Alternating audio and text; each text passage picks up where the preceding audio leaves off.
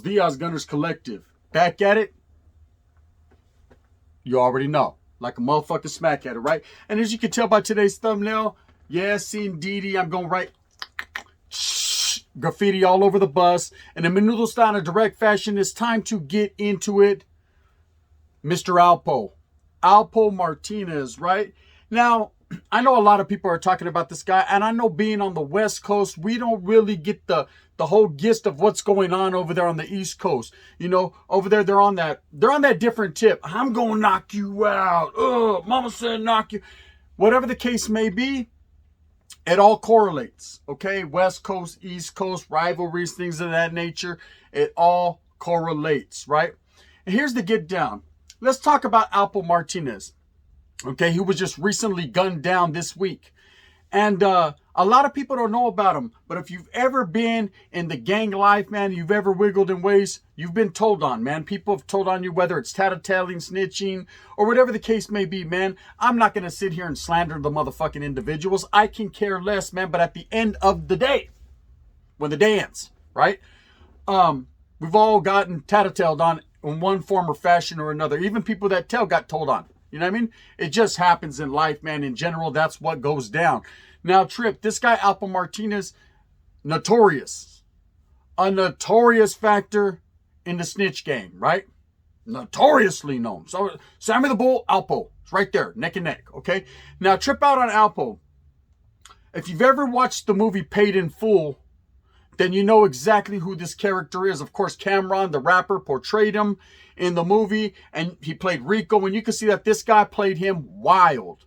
But he didn't even do justice to the movie. Good, hey, shout out to Cameron. He did his thug thizzle, he did his thing, but at the same time, man, he didn't portray this guy in the correct fashion, because this dude, from what I've heard and what I've read and what I've looked into, was wildin'.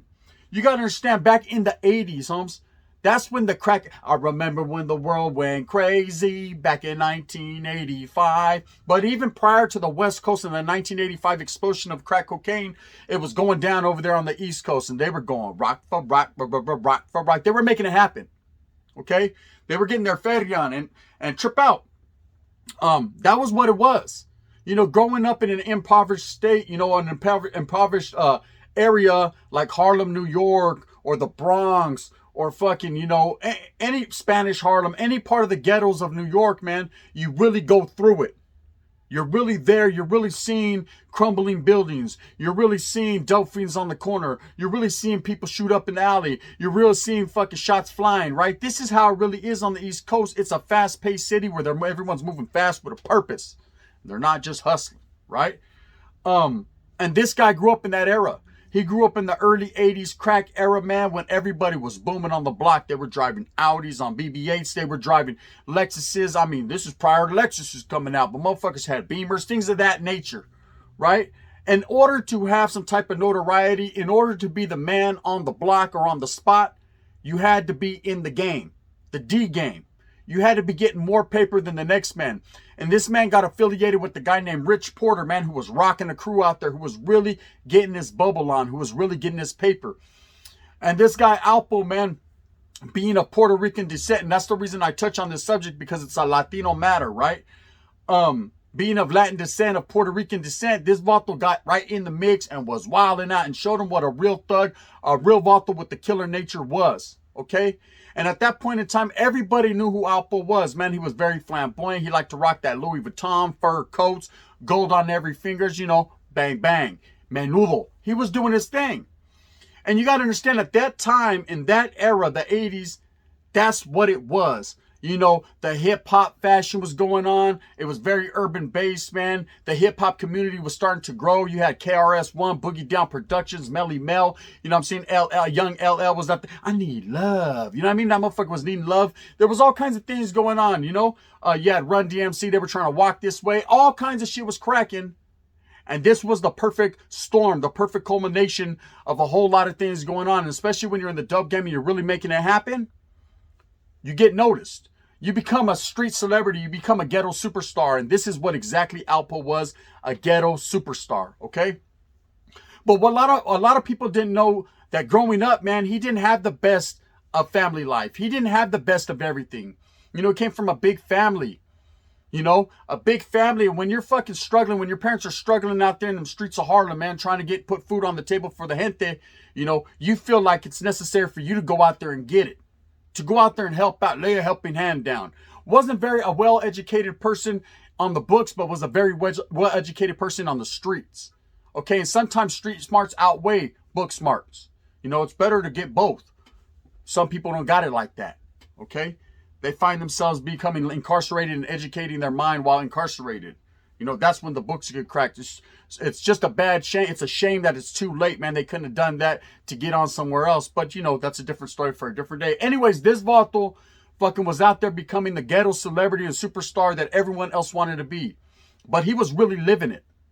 See, you see movies like the movie Paid in Full where they portrayed him and they showed, you know what I mean? Hey, so I was getting, watch a Rico, baby. He was out there really doing that. But at the same time, man, that doesn't do justice to what he really was doing. You know, you see music videos, you see rap videos. These guys got all this jewelry, all this bling, diamonds, especially nowadays, all these kids, man, all these diamonds shimmering, shaking. Woo-wee! They're doing it in a real fashion, right? But at the end of the day, is that all real? You know, or is that what they want you to believe? It's an image. Everyone's got to uphold the image. Now, I ain't gonna lie, some of them motherfuckers got diamonds, you know, in their life. But not all. You know, a lot of that shit's rented or it's fugazi. Or it's bamboozle, right? Word of the day, bamboozle. So they're trying to bamboozle you out of some shit. But Trip, this Vato, his goal was real. You know, he was back with them donkey ropes, homes. He was really doing it, rocking them Adidas shell toes, you know, with the Louis Vuitton cut. Man, that man was living, you know, of course, up to his era in them times. Now, you look at yourself and you say, man, it's not about being rich. It's about being wealthy, man, putting some money away and saving it for a rainy day and really getting it. That's living, gun. And I say, indubitably, you're absolutely right. But when you're out there in the game, man, you're a youngster, man, just having a little bit of gold, a little money in your pocket, a pager and a cell phone, bang, bang, you're living.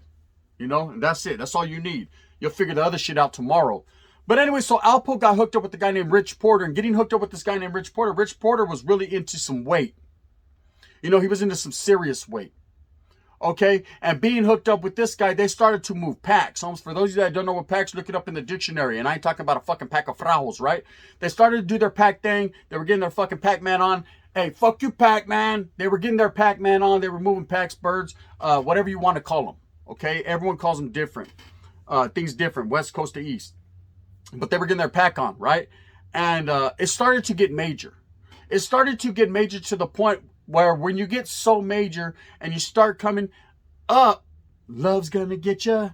Love's gonna get you. You know what I mean? You do it once, you do it twice, and now there's steak with the beans and rice. You really start to bubble and you start having things and other people start noticing. And what happens when people start to notice that you're doing a little bit better than them?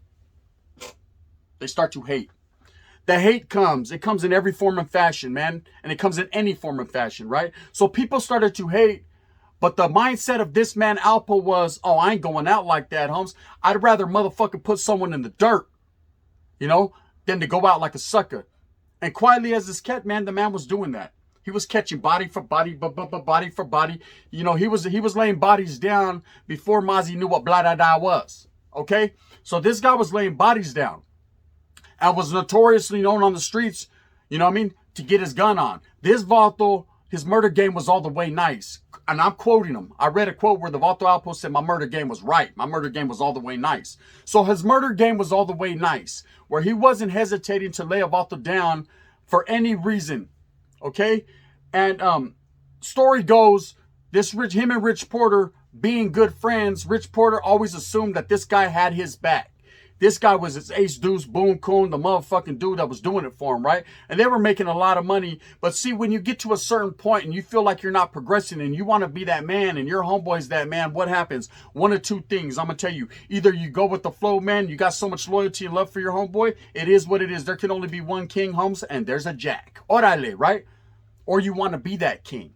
Okay, and he wanted to be that king. He wanted to be that man, right? So I don't know the whole intricacies to the story, but what I can tell you, man, is he laid his own homeboy down. He killed his own homeboy. That's the story, right? That this man, Alpo, actually laid his own homeboy in the dirt, in the dust, and killed him, okay? Now, At the same time that he did this, man, he got hooked up and affiliated with some guys out of Washington. He had family out of Washington, and I'm talking about Washington, D.C., right? So he was wiggling out there. He was trying to expand this dope game from New York to Washington, and he had it sold up. He was moving major packs, man. He had some homeboys out there. They were really getting it, man. He was doing his thing. Now, of course, they started to investigate the murder on this Rich Porter. They started to investigate several shootings and several murders that were happening in New York City, and somewhere along the line, people started talking and yapping and telling and fussing and bussing, and his name came up. So they started to watch him closely. They already knew he was in the game as far as the D game, you know what I mean? But everybody was at that time. So it wasn't like that they were focusing all their attention on him. But when your murder game's that nice, they're going to start looking at you. So the feds started to look at him, and he got set up and got popped.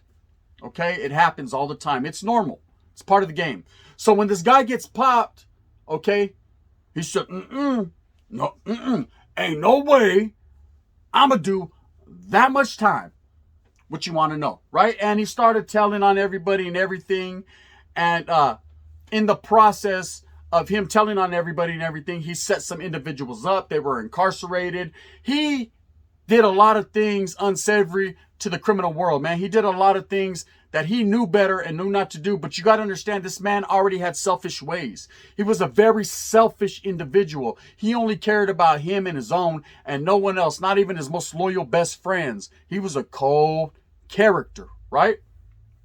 And so what he chose to do, man, was start working with the feds. And working with the feds, man, he had to take a deal. Now, he had to admit to over 14 murders. 14 bodies he had on his jacket, right? So this man ends up telling on everyone in the world, taking a lot of good men down, and ends up catching his little case and goes to the feds. Okay, while doing times in this fed, this guy always maintains he's the king of New York. He's the man. It doesn't matter who he told on. They weren't from New York. They were from Washington. They were some off-brands anyways. This is his mindset, okay? Let's kick on back and think about that for a minute, gente. It don't matter, bro. It don't matter if you tell on your worst of enemies or your best of friends. It's all the same damn thing, okay? And I'm not going to sit here and say, I don't know the man's predicament, why he did what he did, and justify doing what he did was good. And I ain't going to say none of that, man. All I'm going to say is this is what that man did. Okay, cool. It is what it is. You know, he did that. Goes down in history. And so he gets incarcerated, man, and he goes to the feds, and everybody knows what's up with him. But for some reason, this man is able to wiggle for several years in the feds. No one's making a move on him. I'm sure he got in a couple one-on-ones, and a couple times Vatos approached him. That's just what happens in prison, you know. But it was nothing major to the point where his wind got took, or still got put in him. Nothing like that seemed to take place. And along the years, because it's been 30 plus years, his story gets swept under the rug. People forget about him. You know, it's easy come, easy go. You know, hey, of course, in the 80s, man, he was the one doing it, man. And everyone in the 90s, they were mad than a motherfucker at this cat. Then that movie came out, and that kind of rekindled the fire and reminded everyone that this cat was somewhere sitting down in the feds, and that told on everyone. Okay, so Vatos got mad a little bit. But, you know, of course, years go on. We were talking about the 2000s, the 2010s, the 2020s. And people start to forgive and forget. And guess what happens? This Vato gets out the feds. And instead of maintaining a low profile, blending in, kicking back, being with his children, being with his grandchildren, or whatever the case may be, no. He still has that mentality. He still has that attitude, right? That he's the king of New York. That he's the man. Hey, I'm Alpo, man. I was out there getting it. My murder game was right. My D game was even better. My motherfucking immaculate pudding game was better. My pullout game wasn't too good, but everything else was great, right? And he starts to be boisterous. He starts to do interviews with people. He starts to be in rap magazines. He starts to be on video shoots. He starts to wiggle with individuals, unsavory individuals out of the state of New York, man, that are really still in the game. And what happens when that happens? You start to get noticed. You start to put your name on the limelight. And for no other reason but you want to be seen, right? But when you're in a witness protection program, or you're in some fucking type of, you told on people, your best bet is to lay low and creep. Just creep, man. Live to fight another day. But this Vato was not that type of individual. You got to understand, Alpo had a persona that he felt that he had to let everyone know that he was wiggling. So what happens? 3 days ago, this man is in a Dodge Ram and pulls up to the corner of the block, right? What he was doing on that block, nobody knows. It's an ongoing investigation, so we're not going to speak on it too tough. But I will say that his car gets lit up. His car gets lit up. You know, does it shock me? Absolutely not. There's a time and a place for everything, and motherfuckers will sit down and wait, you know, when the time is right. Of course, this guy's identification said that he had a different name, but people already knew what time it was. For those of you that don't, well, then you're very confused, okay? This man told on a lot of real hitters, a lot of real people in the game. And if you thought they were going to let that go unscathed, then Sasuke, you got the game fucked up, right? And in that fashion, menudo. Vatos don't play, man. There is no forgive and forget, okay? In the criminal lifestyle, in the criminal world, man, you reap what you sow. There's consequences and repercussions for every action, okay? And when you're out there still spreading your gospel, still letting your face be seen, still out there rocking that rhyme, whether it be good or bad, still out there acting like ain't nothing gonna happen to you, you're untouchable. Oh yes, there will be blood. Okay, they will touch you. And they just happen to touch this guy. Now, it could have been a coincidence. It could have been he got into an argument with somebody. It could have been something totally different, right? But after doing your proper investigations, it just seems fitting that this is what happened to this individual. Now, I'm not here to say, hey, these guys hit him because of this and that and that. Nah, Charlie, I don't know, just like you don't know. We're all here for the same thing, to find out. And of course, we probably never will. Something like this is unspoken, because if Vatos hit him for speaking, they're going to speak on it. That I guarantee. But anyways, he came up short. Now, I see some people that celebrate his life. Oh, Alpo, he was a real one, man. He's a legend in the hip-hop game. He's a legend in the D game. Now, he ain't. Right? Yeah, he might have been an innovator in the style. He might have always had that motherfucking Louis Vuitton with the fur coat style down. He might have been one of the ones, man, that was majorly moving packs that inspired these movies. He might have been all that, but at the end of the day, man, he was a corrupt, a selfish individual. That's what he was. Individualism to him was himself. Period. Plain and simple. Was known to have murdered several of his closest friends, okay, or been involved.